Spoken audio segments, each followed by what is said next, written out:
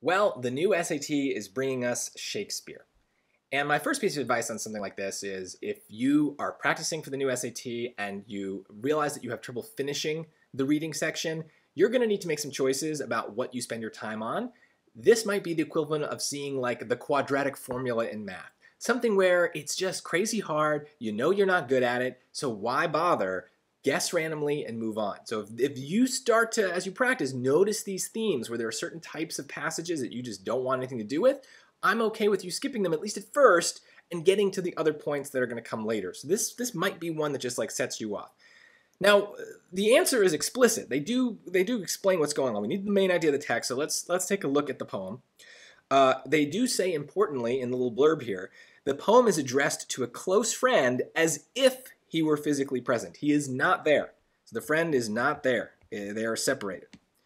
So, weary with toil, I hurry to my bed. The dear repose for limbs with travel tired. But then begins a journey in my head to work my mind when body's works expired.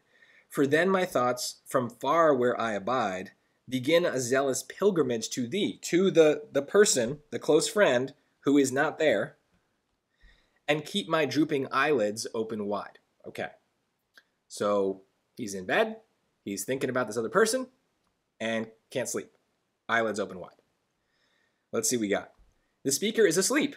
No. No. The last line says no. He's not asleep. His drooping eyelids are open. They're being kept open by the thought of the friend. So this is just plain old wrong. He's in bed. He's trying to go to bed, but it's not working. So make sure you read the lines because this is just provably false. The speaker is planning an upcoming trip to the friend's house. No. First of all, there's no planning. He's in bed, just thinking. There's nothing about a trip. And he just got back from the friend, right? It's addressed to the friend, and I guess he just got back, but I guess it doesn't actually even say that. So no, there's nothing being planned here for the future. The speaker is too fatigued to continue a discussion with the friend. Well, no, because the friend is not there. They said that in the blurb, so that doesn't even make any sense with the story. And D, the speaker is thinking about the friend instead of immediately falling asleep. Yes, he can't sleep because his thoughts are on a pilgrimage to the friend.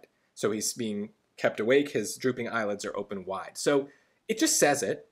Now, it does say it in 400-year-old English, so I get why that might be difficult, but maybe it's reassuring that because it's a multiple choice test and you don't need to analyze Shakespeare on your own in a vacuum, you're able to kind of just compare the summaries that are there. Maybe that gives you the confidence to try something like this, even if you normally are not good at this.